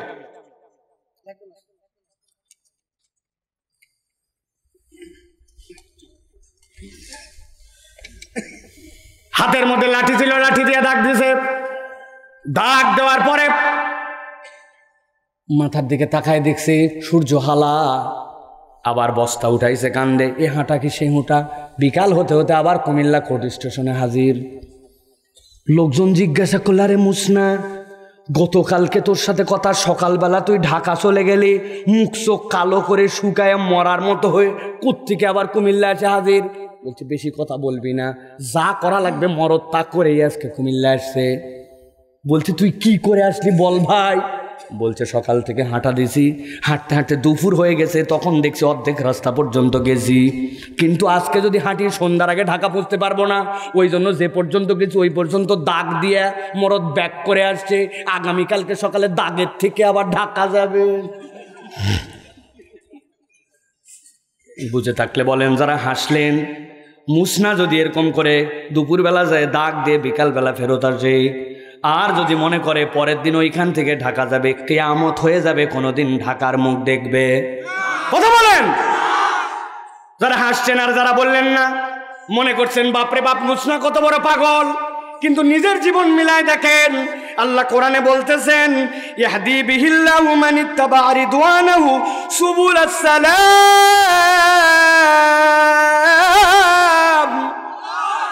আল্লাহ কোরআনের দ্বারা তোমাকে রাস্তা দেখাতে চান। আপনি জুম্মার মুসল্লি, জুমার দিনে গেলে আপনার গুনাহ মাফ হয়, কদমে কদমে সওয়াব হয়। আপনি যদি খতিবের সামনে বসেন, মাসাল হাসা একটা কাকরও না নড়ান, আল্লাহ রাব্বুল আমিন আপনার জন্য উট থেকে চুরি করে মুরগির ডিম পর্যন্ত দান করার সওয়াব দিয়ে দেন। বান্দায় ফজিলতের ওয়াজ শুনে জুম্মার দিনে মসজিদে হাজির, কিন্তু আসরের নামাজ পড়ে নাই, মাগরিবের নামাজ পড়ে নাই। জুম্মা পড়ে আপনি জান্নাতের দিকে কতখানি গেছিলেন, আর আসর মাগরিব কাজা করে, ওয়াক্ত কাজা করে আপনি জাহান্নামের দিকে কতখানি গেছেন। আসল পাগলা মুসলা নয়, আসল পাগলা হচ্ছে আমরা। হিসাব করে নিয়েন, আর ওয়াজ না করলেও হবে। আজকে এইটুকুই যথেষ্ট। কয় ধাপ দিয়ে জান্নাতের দিকে আগালাম। এশার নামাজ না পড়ে মাহফিলে আসছি, ফজর না পড়ে আবার শুয়ে থাকবো। কি কথা বলেন? অনেক মুরব্বীর এই ওয়াজ ভাল লাগতেছে না, কেননা উরানা শুনবে ইউসুফ জুলেখার কিচ্ছা। ভালো করে খেয়াল করেন, আল্লাহ এই জন্য বলছেন, ওয়ায়ুখরিজুহুম মিনাজ যুলুমাতি ইলান নূর। বান্দা, এই কোরআন তোমার কাছে জীবন্ত, এই কোরআন তোমার কাছে জীবন্ত। এই জীবন্ত মানে এরকম নয় যে বিকালবেলা পড়ে ভুলে টেবিলের উপরে রেখে দিছি, সকালবেলা উঠে দেখি কোরআন নড়তে চড়তে আলমারির উপর উঠে গেছে। কোরআন এরকম জীবন্ত মুজিজা নয়, বরং জীবন্ত মুজিজা 1400 বছর আগেও যেরকম মানুষকে পরিবর্তন করে মানুষকে জান্নাতের রাস্তা দেখাইছে, কিয়ামত পর্যন্ত ওই কোরআন গ্রহণ করলে মানুষকে পরিবর্তন করে জান্নাতের পথ দেখাবে। ঠিক কি না? এই পথের দিশা আপনাকে কোরআন ছাড়া কেউ দিবে না, কেউ আপনাকে এই পথের দিশা দিতে পারবে না। সবাই ডাকবে সকলের দলের দিকে, সকলে ডাকবে সকলের স্বার্থের দিকে, কিন্তু একমাত্র কোরআন আপনাকে এই পথের দিশা দিবে। কিয়ামত পর্যন্ত আপনার জন্য বিশ্বাস রাখতে হবে, এই জন্য আমার জীবনের স্বার্থে আমার কোরআন প্রয়োজন। ঠিক কি না? আমি জোরে বলছি ঠিক। আমার বউ বলছে একদিন সকাল 7টার সময় পাশের বাসার এক ছেলেকে মা এমন মারা মারতেছে। নরম মনের মানুষ বলতেছে, ভাবি ভাবি জালনা দিয়ে মারেন না তো, মারেন না। কেন মারতেছেন? বলে, ভাবি মারতে বারণ করেন না, আমি কি মারতে চাই সাদে। ক্লাস 8-এ পড়ে। এমন একটা স্যার পাইছি যেই স্যার মাত্র মাসে 8টা ক্লাস করায়, 5000 টাকা দেওয়া লাগে। ছেলেটা যেন একটু ভালো করে, কিন্তু এমন বলদের বলদ, 2টা ক্লাসেই মাসে মিস করছে ঘুমের জন্য। 7টা পর্যন্ত ঘুমায়। কত ঘুম ঘুমানো লাগে? মারবো না মানে, আমি উদাহরণ দিয়ে বহু জায়গায় বলি, 7টা পর্যন্ত ঘুমায়। 4টা ক্লাস মিস করার কারণে আপনি এইরকম ফাটান। আর আপনার ঘরের মধ্যে আপনার সন্তান ফজরের নামাজ না পড়ে 2 বছর ঘুমায়, কোনো দিন আপনি তাকে বকা দেন নাই। এরকম লোক আমাদের পাও গাছায় না। খবরদার আর বেঁচে থাকতে কোনোদিন আছে বলবেন না, বলবেন আমরা। আছে, কিসের আছে? আমরা বলেন আমরা। ভালো করে বুঝে নেন, ভালো করে বুঝে নেন। কোরআন ছাড়া আপনাকে কেউ পথের দিশা দেখাবে না। আল্লাহ বলছেন, ইয়াহদি বিহি সুবুলাস সালাম। রাস্তা অনেকগুলা বের করা আছে, কোনটা তুমি চুজ করবে এটা তোমার দায়িত্ব। কোরআন তোমার কাছে হেঁটে হেঁটে যেয়ে সদা দিবে না, বরং কোরআনের কাছে তোমাকে আগাতে হবে। 2 নম্বরে, জীবনের যদি উদ্দেশ্য জানতে চান তাহলে আপনাকে কোরআনের কাছে আসতে হবে। আপনার জীবনের উদ্দেশ্য জানাবে কোরআন। গভীর মনোযোগ দেন। আল্লাহ বলতেছেন, আল্লাযী খালাকাল মাউতা ওয়াল হায়াতা লিয়াবলুয়াকুম আইয়ুকুম আহসানু আমালা। বড় দরদের আলাপ, বড় আদরের আলাপ, বড় হৃদয় ভাঙা আলাপ। ভালো করে বুঝেন। রব্বুল আলামিন বলছেন, বান্দা আমি রব্বুল আমিন এই জায়গায় যদি এই আয়াতের অল্প একটু অংশ পরিবর্তন করে দিতাম তোর মাথা খারাপ হয়ে যেত। পুরা পৃথিবী তোমাকে পারফেকশনিস্ট বানাতে চায়। গার্ডিয়ান এমন বই বের করবে যেই রকম পারফেক্ট বই আর কেউ বের করতে পারে নাই। আমার টার্গেট হচ্ছে আমার সবচেয়ে পারফেক্ট বানানো। এমন লোককে আমার অফিসে নিব যে সবচেয়ে পারফেক্ট। আমার টার্গেট পারফেক্ট, পুরা পৃথিবী এখন পারফেক্টের পিছনে ছুটছে, কিন্তু আল্লাহ বলছেন না, আমি রব তোমার জন্য একটা অপরচুনিটি দিয়ে বুঝালাম, যে ইনসান আমি সৃষ্টি করলাম, ইনসান দুই শব্দ থেকে, হয়তো নিসিয়ান থেকে অথবা উনাসুন থেকে। নিসিয়ান থেকে হলে এই বান্দা ভুলে ভরা, আর হামজা নুন সিন উনাসুন থেকে হলে হবে ভালোবাসায় ভরা। যেই বান্দা ভুল করবে ওই বান্দাকে ভালোবাসা দিয়ে রব আপন করে নিবেন। আল্লাহ বলছেন ওই রব তোমাকে জীবনের উদ্দেশ্য জানাচ্ছেন, বান্দা জেনে নাও। আল্লাযী খলাকাল মাউতা, যিনি বলছেন আগে মৃত্যু সৃষ্টি করেছেন, এরপরে বলছেন ওয়াল হায়াতা, তিনি সৃষ্টি করেছেন জীবন। আল্লাহ বলতেছেন যিনি মারতে পারেন তিনিই তো তোমাকে জীবন দিতে পারেন। ওই রব বলতেছেন বান্দা, লিয়াবলুয়াকুম আইয়ুকুম আহসানু আমালা, আমি তোকে পারফেক্ট বানানোর জন্য সৃষ্টি করি নাই, আমি দেখেছি তোমার মধ্যে প্রচেষ্টার দিক দিয়ে উত্তম ইবাদত কে করতে পারে, এইটার জন্য আমি রব তোমাকে সৃষ্টি করেছি। আহসানু আমালা আর আকমালু আমালার মধ্যে পার্থক্য কি? এখানে কোনো বাপের বেটা থাকলে উঠে দাঁড়ান যে হুজুর জীবনে এমন ভাবে 2 রাকাত নামাজ পড়ছি, একটা তাওয়াব করছি, এমন ভাবে রোজা রাখছি, আল্লাহ কবুল না করলে পারবেই না। আছেন বলে হুজুর এত গরম না মারে, বাপের বেটা আপনি কত বড়, আপনি বলেন দেখি যে আপনি 2 রাকাত নামাজ এমন ভাবে পড়ছেন কবুল না হয়ে পারবে না? কেউ বলতে পারবো না, কেননা আমি যখন নামাজে দাঁড়াইছি আলহামদুলিল্লাহি রাব্বিল আলামিন আর রহমানির রহিম, ভুঁয়েত কি নিরানি এই সপ্তাহে দিব কি দিব না? ইয়াকা নামুদি ইয়াকা নাস্তাইন, বাজারের যে অবস্থা আজকে, হাটে কোন সময় যাই আছে কি না? ওরে ভাই আমি যদি বলতে থাকি আপনাদের সব কথার সাথে মিলে যাবে। ফেসবুকে একটা পোস্ট দিয়ে আসছি, কুল ওয়াল্লাহ আল্লাহ কয়টা লাইক বোধহয় পড়লো, আছে কি না? প্রিয় ভাইরা, আমি এটা বোঝানোর জন্য বলছি, নামাজকে ভাঙানোর জন্য বলছি না।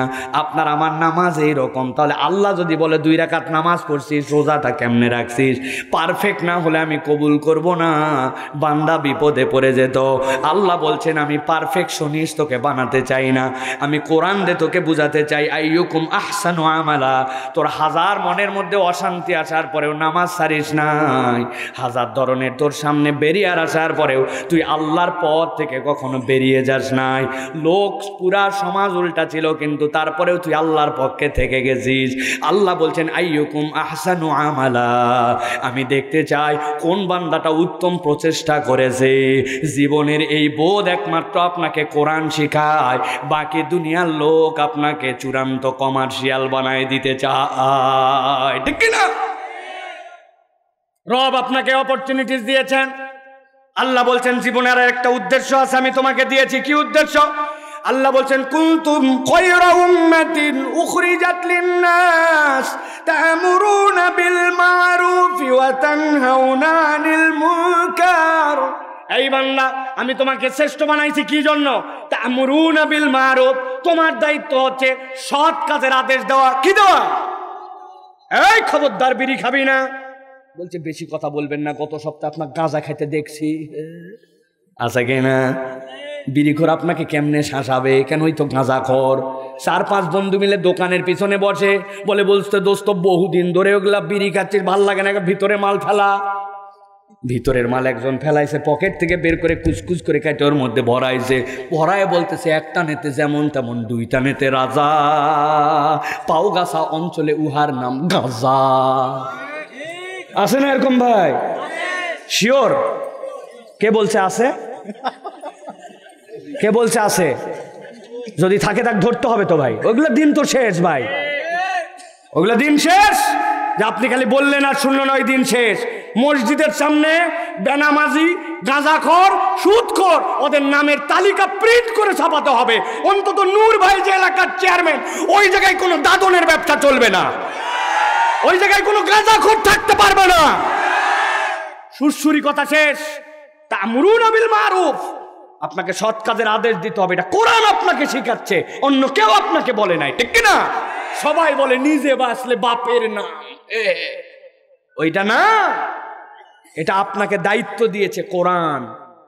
আমি উদাহরণ দিয়ে বলি, প্রথমে একটা উদাহরণ দিছি, তারপর আরেকটা দিছি, তারপর আরেকটা দিছি, 3টা গেছে, 4র্থ উদাহরণ। গল্প নয়, মনে রাখবেন, মসজিদের সামনে একটা কুকুর মারা গেছে, মসজিদের 3 ধাপ। প্রথম সিঁড়িতে একটা কুত্তা মরছে। ফজরের সময় ইমাম সাহেব এসে দেখছে, হাই রে, মরার জায়গা পাইল না, কুত্তা মরবি তো পর মসজিদের সিঁড়িতে। ইমাম সাহেব লাফ দিয়ে ঢুকছে মসজিদে, মুসল্লিরাও ঢুকছে। ঢুকে বলছি, ইমাম সাহেব ফজরের পর কি বিধি কিচ্ছি কথা, কুত্তা মরছে, মরার জায়গা পেল না, গন্ধ তো বাড়াতে শুরু করছে। যাইয়েন না জানি নামাজ পড়ে সবাই কুত্তা সরানোর জন্য দোয়া হবে। হুজুর নামাজের পরে দোয়া করছে, রব্বুল আলামিন তোমার ঘরে মুসল্লিরা আসে, আল্লাহ রে কুত্তা মরছে মসজিদের সিঁড়িতে, তুই কি পারিস না, কি পারিস না, আল্লাহ ইন্নাল্লাহ আলা কুল্লি শাইইন কাদির, আল্লাহ মেহেরবানি করে আমাদের কুত্তা সিঁড়ির থেকে সরাইয়া দাও। দোয়া টোয়া করে সবাই চলে গেছে। রোদ উঠছিল ওই দিন 100 জোহরের নামাজের আগে কুত্তার পেট বাস্ট হয়েছে। পেট বাস্ট হয়ে এখন আস্তে আস্তে গন্ধের ঠেলায় আশপাশে টিকা কঠিন। হুজুর চিন্তা করছে, ফজরের খাস মুসল্লিদের দোয়া করলাম, কুত্তা সরেনি, বোধহয় তাবারুক ছিল না, এই জন্য। সেক্রেটারি সাহেব বলছে, এইভাবে কাজ হবে না, আসরের সময় বিরিয়ানি দিয়ে কুত্তা সরানোর দোয়া হবে। কথার কথা বলতেছি, যদি আসরের সময় গ্রামবাসী মিলেও দোয়া করে, রব তুমি সকালবেলা তাবারুক সারার দোয়া হয়েছিল, এখন বিরিয়ানি দিয়ে দোয়া, আল্লাহ মেহেরবানি করে তুমি আমাদের কুত্তা সরা। 24 ঘন্টা পরে মসজিদে আর ঢোকাই যাবে না, ঠিক কিনা? বোঝেন না কেন তাহলে? কুত্তা সরানোর পদ্ধতি আছে। কুত্তা সরানোর পদ্ধতি হচ্ছে, আলা কুল্লুকুম রাইন ওয়া কুল্লুকুম মাসউলুন আন রাইয়াতিহি। তোমাদের সমাজে প্রত্যেকের দায়িত্ব আছে, দায়িত্বশীলতার সম্পর্কে জিজ্ঞাসা করা হবে। মান রাআ মিনকুম মুনকারান ফালিয়াতাগাইয়ারহু বিয়াদিহি ফাইন লাম ইয়াস্তাতি ফাবিলিসানিহি ফাইন লাম ইয়াস্তাতি ফাবিকলবিহি। আল্লাহ রাব্বুল আলামিন বলছেন, যার ক্ষমতা আছে সে সাথে সাথে ওইটাকে অর্ডার দিবে, এই চেয়ারম্যান সাহেবের ফোন দে, চেয়ারম্যান সাহেবের যে ডোম আছে, যে সুইপার আছে ওকে পাঠাই তো সরাই দেখ। যে পারে না সে মুখে যে বলবে, যার ক্ষমতা আছে, ভাই আপনি একটা ফোন দেন তো, সুইপার জেনারেটর সরায়। কিন্তু আপনি কোনোটাই করেননি, কোনো পাওয়ার দেখান নাই, কোনো হাত দিয়ে সরানোর প্রচেষ্টা করেন নাই, খালি বলতেছেন কুত্তা গন্ধ, নাউজুবিল্লাহ। আপনি যত নাউজুবিল্লাহ বলবেন গন্ধ তত বাড়বে, ঠিক কিনা? এই জন্য আল্লাহ বলতেছেন, কোরআন তোমার এই বোধ জাগ্রত করে, তোমাকে সৌন্দর্য আর তোমার শ্রেষ্ঠত্বই দেওয়া হয়েছে সৎ কাজের আদেশ দেওয়ার জন্য, অন্যায় থেকে ফিরানোর জন্য। এখন বুঝে থাকলে বলেন, এতক্ষণ মগজ ধোলায় নিয়ে আসছি, যেই লোক সৎ কাজের আদেশ দিবে সে যদি সৎ না হয়, যে অন্যায় থেকে ফিরাবে ওই অন্যায় যদি সেই করে, তাইলে ওই মানুষের কথাই কি কাজ হবে? তাহলে পরিবর্তন নিজের থেকে হতে হবে, সেলফ পরিবর্তন আগে হতে হবে। এখানে একটা মজার কথা আছে, আমরা বলি ভালো মানুষের সাথে চলাফেরা করবেন, একজন আছে বলছে, হুজুর ভালো মানুষ নাই, সমাজে নাই, বড় বড় নিঃশ্বাস আগে ছেড়ে নেন, নাই ভালো মানুষ নাই। যারা এই কথা বলার টাউট নাম্বার 1, বলেন কি? কি জন্য বললাম এই কথা? এত বড় কথা, এত সাংঘাতিক কথা কেন বললাম? ব্যাককল তুমি ভালো মানুষ নাই বলতেছো, তো তোমার ভালো মানুষ হতে সমস্যা কোথায়? তুমি ভালো হলেই তো একজন লোক ভালো মানুষ খুঁজে পায়, নিজে ভালো হবে না, কিন্তু খালি বলবে সমাজটা শেষ হয়ে গেল, না আছে কি না? অতএব ভালো করে বোঝেন, আপনার জীবনের উদ্দেশ্য বারবার রিমাইন্ডার দেয় কোরআন। কোরআন ছাড়া আপনাকে প্রকৃতার্থে জীবনের উদ্দেশ্য কেউ বুঝাবে না, মনে থাকবে? আল্লাহ রাব্বুল আমিন বলছেন, আচ্ছা দেখি আপনাদের কতটুক মনে আছে, কোরআনের সাথে আমাদের সম্পৃক্ত হওয়ার কারণ কয়টা? হাত ওঠেনি, কয়টা? আরেকটা চান্স দিলাম, সব হাত নামান, কয়টা? বলছি কয়টা? কয়টা বলছি? বাকি আছে কয়টা? চলবে, চলবে, ঠিক আছে চলে। 3 নম্বরে কোরআনের সাথে আপনার সম্পৃক্ত হওয়ার কারণ, আপনি কোরআনহীন হলে আপনি চলতে পারবেন না। 3 নম্বর কারণ হচ্ছে, জীবনের সত্যতা এবং সততার অনুভব যদি পেতে চান, কোরআনুল কারীম ছাড়া আপনার কাছে কোনো বিকল্প নাই। কথাটা অনেক কঠিন হয়ে গেছে, চলেন সহজ করে দেই। আল্লাহ বলতেছেন, আল্লাযীনা ইউমিনুনা বিল গায়বি ওয়া ইউকিমুনাস সালাতা ওয়া মিম্মা রাযাকনাহুম ইউনফিকুন। আল্লাহ রাব্বুল আমিন বলছেন দুনিয়ার মানুষের দুইটা ধারা আছে। একটা ধারার লোক যা দেখি তাই কেবল বিশ্বাস করি, এই ধারার লোক প্রকৃতার্থে সুখ খুঁজে পাবে না। আল্লাহ বলছেন আল্লাযীনা ইউমিনুনা বিল গায়ব। এক নম্বর ধারার একটা ব্যতিক্রম লোক আছে, এদের দিলের মধ্যে শান্তির কোনো শেষ নাই। যারা বিশ্বাস করে গায়েবে, অদৃশ্যে, ও জানে সব কিছু আমার নিয়ন্ত্রণে নয়, বরং আল্লাহ রাব্বুল আলামিনের নিয়ন্ত্রণে। সুবহানাল্লাহ বলে। আল্লাহর একজন পয়গম্বর ছিলেন মুসা আলাইহিস সালাম। কি নাম? মুসা আলাইহিস সালাম। হাদিসের মধ্যে আসছে আদম আলাইহিস সালামের সাথে ঝগড়া লাগাইছিলেন, জানেন আপনি? আদম আলাইহিস সালামকে বলতেছে আব্বা, কি এটা আমার কথা নয়, হাদিসের কথা, আব্বা আল্লাহ পুরা জান্নাত দিল আপনাকে, জান্নাতের সব নাজ নিয়ামত ভরপুর, আপনি কোন দুঃখে ওই গাছের কাছে গেলেন? যাওয়ার জন্যই তো আমাদের দুনিয়াতে আসা লাগছে, আপনি কাম না করলেই তো দুনিয়া আসা লাগতো না। কেইসা বেটা, চিন্তা করছেন? নবীজি বলতেছেন, মুসা আলাইহিস সালাম বলতেছে, মুসা আলাইহিস সালাম এমনি গরম, কিন্তু উনি এমনি গরম, উনার তবিয়ত গরম। আরে নবী করিম সাল্লাল্লাহু আলাইহি সাল্লামকে পর্যন্ত উনি গরম দিছেন। আল্লাহু আকবার। বেয়াদবি না, এটা হচ্ছে তার ধরন। নবীজি সাল্লাল্লাহু আলাইহি সাল্লাম যখন ষষ্ঠ আসমানে মুসা আলাইহিস সালামের সাথে দেখা করছেন, দেখা করার পরে যখন পরিচয় দিছেন, আমার উত্তম সন্তান, আমার উত্তম ভাইয়ের প্রতি আমার সালাম। নবী যখন উপরে চলে যাচ্ছেন জিবরাইল আমিন সহ, তখন নবীজি শুনতে পাচ্ছেন কে যেন একটা বলতেছে নিচ থেকে, আমার পরে আসলো আর আমি ষষ্ঠ আসমানে ওই উপরে উঠে চলে যাচ্ছে। নবীজি এই কথা শুনে ঘাবড়াই গেছেন যে জিবরাইল আমিনকে বলতেছেন এই কথা বলে কে? বলছে এটা মুসা বলতেছে। তো বলতেছে এরকম করে বলতেছে বলে উনি আর ওনার আল্লাহ জানে ওনারা এই ধরনের কথাই বলে। সুবহানাল্লাহ। বাপকে বলছে আব্বা আপনি কেন আসলেন? এই কামটা না করলে তোমাদের দুনিয়ায় আছে এই হিসাব নিকাশ বিধি কিচ্ছি ব্যাপার। আদম আলাইহিস সালাম উত্তর দিয়েছেন, হাদিসের মধ্যে আসছে, বলছে সন্তান তোমার কথা ঠিক, তবে তুমি কি জানো দুনিয়াতে সকলে আসার কত হাজার বছর আগে আমাদের আমলনামা লেখা? বলছে জানবো না কেন, 50,000 বছরটা কি হয়েছে? ঠান্ডা হও, কি হয়েছে মানে? আমি যে এই ঘটনা ঘটাবো জান্নাতে, তো আমার আসার 50,000 আগে, 50,000 বছর আগে লেখা, আমার কি দোষ? এই কথা কেন বললাম? আল্লাযীনা ইউমিনুনা বিল গায়ব। যত বিপদ হোক অন্তরের মধ্যে বিশ্বাস করে গায়েবের একজনের প্রতি আমার বিশ্বাস আছে। আল্লাহ বলতেছেন জীবনের বোধ ভালো করে বোঝেন।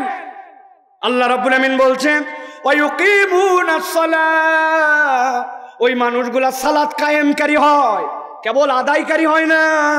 সালাত কায়েমের কনসেপ্ট কি? এটা নূর ভাইদের আইটেম, আপনাদেরকে বুঝাবে, আমি কেবল ছোট্ট করে বুঝাই।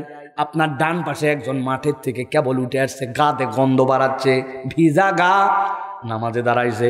বাম পাশে আর একজন রিক্সাওয়ালা, আর আপনি বাবা হাজি সাহেব মানুষ, আতর সুগন্ধি সব লাগায়, সুন্দর জামা পরে আসরের নামাজে এসে দাঁড়াইছেন।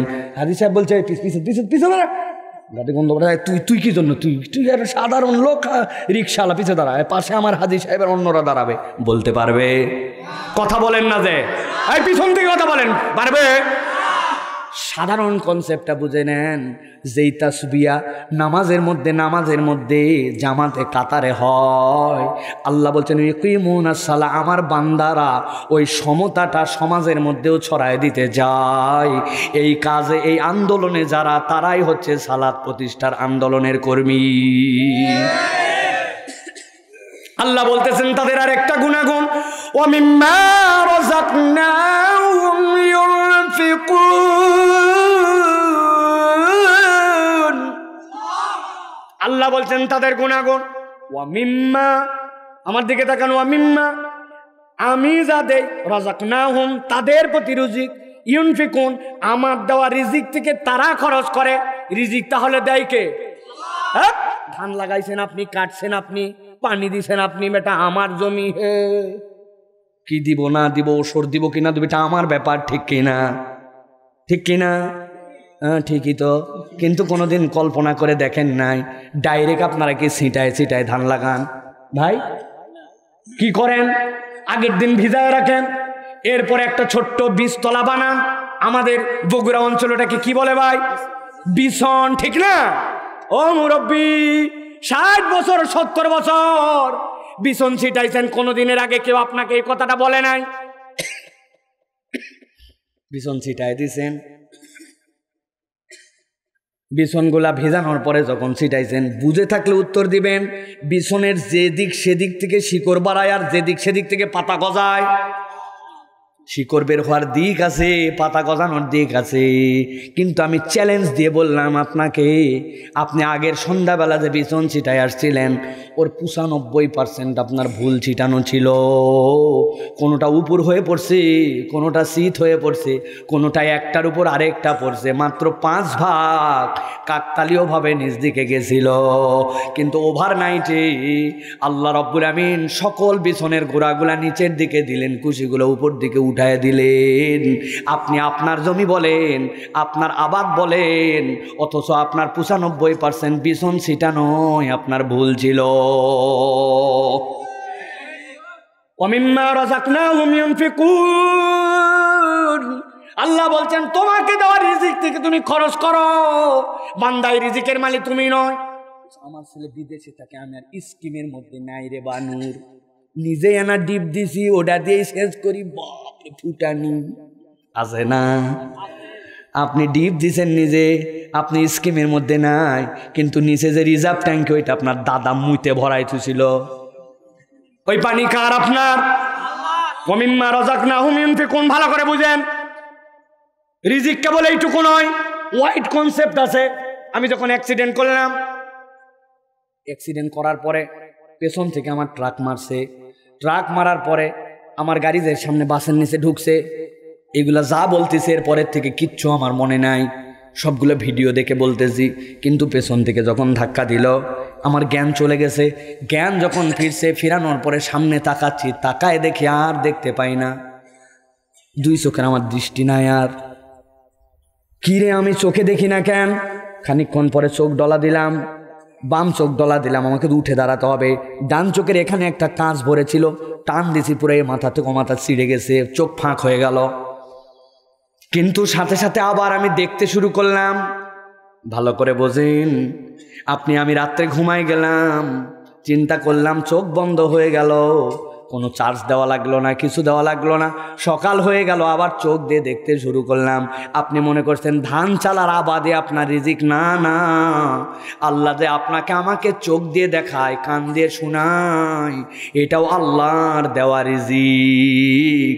আল্লাহ বলছেন ওয়ামিম্মা রাযাকনাহুম ইউনফিকুন, চোখ দিয়ে তো আবাদ করলি, সব করলি, কিন্তু এই চোখ দিয়ে কি তুই কোরআন পড়লি কিনা, কোরআনের সমাজ গঠন হোক সেই পথে একটু চললি কিনা, এই চোখ দিয়ে কোরআনের আলোয় আলোকিত একটা দেশ হোক সেই প্রচেষ্টাটা এই চোখ দিয়ে হয়েছিল কিনা।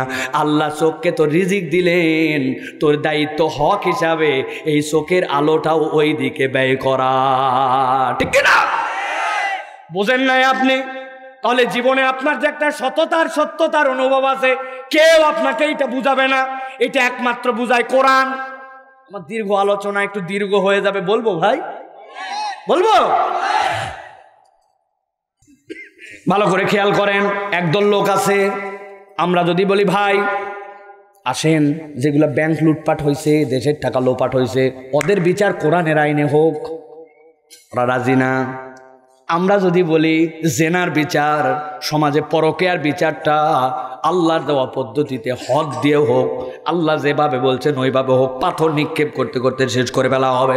ও বলবে কি সাংঘাতিক কথা, এটা আবার কেমন কথা, এটা বর্বচরিত, একদম এত 1000 বছর আইন, এটা চলে না আসলে, এরকম নামাজ রোজা করে, কিন্তু এইরকম কথা বলনেওয়ালা লোক আছে কিনা? আসতে বলবেন না কিন্তু, কথা সাংঘাতিক কথা কিন্তু, বলেন আছে কিনা? ভালো করে উদাহরণটা মাথায় রাখেন। 7ম উদাহরণ দিচ্ছি, আল্লাহ মাফ করুক, আল্লাহ মাফ করুক, ধরেন আপনার বোন কোনো অসদাচরণের শিকার হয়ে গেছে, কোনো নরপশুদের দ্বারা অসদাচরণের শিকার হয়ে গেছে। এরপরে আপনার বোন বাড়িতে আসছে, কিন্তু তার সতীত্ব হারায় গেছে। এখন আপনি তার ভাই, বড় ভাই, আপনার বুকের মধ্যে কিরকম আগুন জ্বলবে বুঝেন। হঠাৎ করে সিসি ক্যামেরা দেখে ফাইন্ড আউট হয়ে গেছে সমাজের এই 2টা বখাটে এই কাজ করছে। বলেন তো আপনি তখন কি করবেন? যদি ওই 2জন ধরে, আপনি বলবেন এই যে হাসা নিলাম, এই যে বটি নিলাম, আমি মরে যাই, মরে যাব, আমার বিচারে ফাঁসি হলে হবে, কিন্তু আমার বোনের যে সতীত্ব হরণ করছে তার ধরের থেকে কল্লা নামায় দিব, যেহেতু খুঁজে পাইছি, এখনো পুলিশ ধরতে আসে নাই। যদি সত্যিকার ভাই হয় আর সত্যিকার পুরুষ হয়, তার ভিতরে এইরকম আগুন জ্বলবে কিনা? কথা বলেন, জ্বলবে কিনা? তাহলে আপনার বোনের জন্য আপনার জ্বলে, আপনি তখন আইন কানুন তখন আর দেখতে পান না, ঘরের থেকে কল্লা নামায় দিতে চান। ইসলাম বলতেছে, ইসলাম তো সার্বজনীন দিন, ও তোমার বোনের জন্য তোমার জ্বলে, অন্যের জন্য জ্বলে না। কিন্তু ইসলামেরটা সকলের জন্যই জ্বলে। যেই মহিলার সাথে এরকম করা হয়েছে সে কারো বোন, কারো মা, কারো ফুপু, কারো খালা, অতএব তার জন্য যখন বিচার হবে, যেই নরপশু এই কাজ করবে তাকে পাথর নিক্ষেপ করতে করতে হত্যা করে ফেলা হবে। আল্লাহ বলছেন এই বোধ কেবল কোরআন দেয়, অন্য দুনিয়ার কোনো বোধ দিয়ে চললে তোমার বোধ সেখানে কাজ করবে না।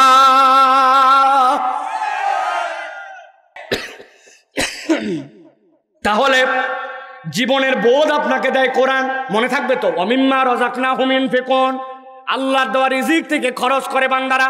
কুঞ্জুস, কৃপণ, হারকিপটা বেরোয় না, এরকম মুসলমান আছে কিনা? আরে জুম্মার দিন মসজিদে যেই ব্যাককল এখনকার সময় 20 টাকা দেয় না, এর থেকে আর কপাল পোড়ার দুনিয়াতে একটাও নাই। 20 টাকা বাড়ায় না আপনার থেকে, হাই হা হায়, চায়ের দোকানে বসে সুরসুর করে টান দিছে 1 চা 5 টাকা, এক বিস্কুট 5 টাকা, প্রত্যেকদিন 4-5 কাপ চা খায়, 20-30 টাকা ফ্লেক্সি লোড দেয়, জামা আয়রন করে, অথচ আল্লাহর ঘরে যায় 20 টাকা দেয় না, 2 টাকা ছেঁড়া নোট, 1 টাকার কয়েন ভিক্ষুককে দিলেও নিবে না। 4 নম্বরে কোরআনের সাথে সম্পৃক্ততার প্রয়োজন। কথা শেষ আমার, অনেক দীর্ঘ হয়ে গেছে, আল্লাহু আকবার। 4 নম্বরে স্রষ্টার পরিচয় যদি জানতে চান, কোরআনুল কারীম ছাড়া আপনার রবের পরিচয় আপনাকে কেউ তুলে ধরবে না। আপনার ধারণা অফিস আপনাকে খাওয়ায়, চাকরি আপনাকে খাওয়ায়, কিন্তু আল্লাহ বলছেন কোরআন দিয়ে, ওয়া তাম্মাত কালিমাতু রাব্বিকা সিদকান ওয়া আদলা লা মুবাদদিলা লিকালিমাতিহি ওয়া হুয়াস সামিউল আলিম।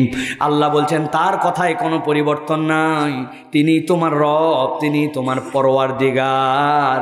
ওই রব তোমাকে জিজ্ঞাসা করেছিলেন ওই আলমে আরওয়াতে, আলাস্তু বিরব্বিকুম, ওই রব তোমাকে কবরে জিজ্ঞাসা করবেন মান রব্বুকা। এখন যেই যোগে সাক্ষ্য দিয়ে আসছো, যেই কবরে সাক্ষ্য দিতে হবে, মধ্যের জীবনটা তো ওই রবকে চিনতে হবে। আল্লাহ বলছেন কোরআন খোলার সাথে সাথে আলহামদুলিল্লাহি রব্বিল আলামিন, কোরআন তোমাকে তোমার রবের পরিচয় চিনাইয়া দেয়। সুবহানাল্লাহ। সর্বশেষ 5 নম্বর কারণ কোরআনের সাথে সম্পৃক্ত হওয়ার, জীবনের পরিণতিটা কি আপনার, এটা আপনাকে কেউ প্রকৃতার্থে বুঝায় না। দীর্ঘ আলাপ, সংক্ষেপ করে বলি, আল্লাহ রাব্বুল আমিন বলছেন জীবনের পরিণতি তোমার বুঝতে হলে কোরআনের কাছে আসা লাগবে। আল্লাহ কোরআনে বলছেন ইন্না হাযাল কুরআন ইয়াহদি লিল্লাতী হিয়া আকওয়াম ওয়া ইউবাশশিরুল মুমিনিনা আল্লাযীনা ইয়া'মালুনাস সালিহাতি আন্না লাহুম আজরান কাবীরা।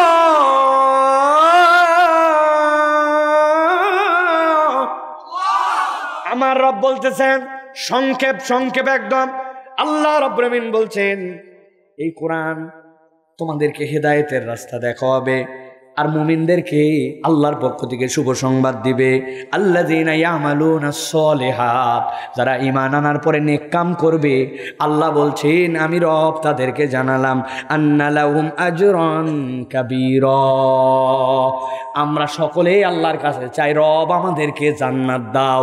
আল্লাহ বলছেন বান্দা ভুল করেছো, আমি রব তো তোমাকে কেবল জান্নাত দিতে চাই না, আন্না লাহুম আজরান কাবীরা, আল্লাহ বলছেন জান্নাতের থেকেও বেশি কিছু দিতে চায়।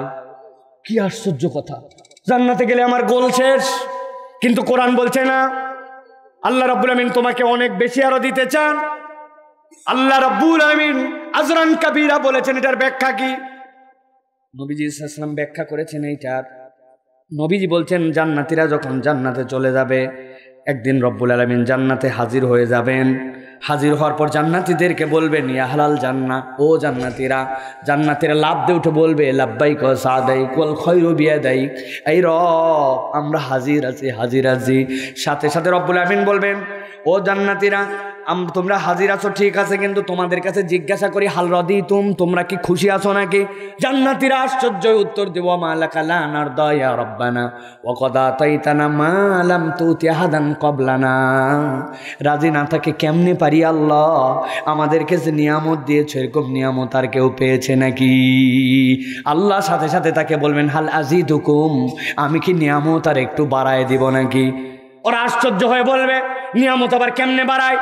আল্লাহ রাব্বুল আমিন জান্নাতে যা পাইলাম, বান্দার আর কোনো উত্তর দিবে না।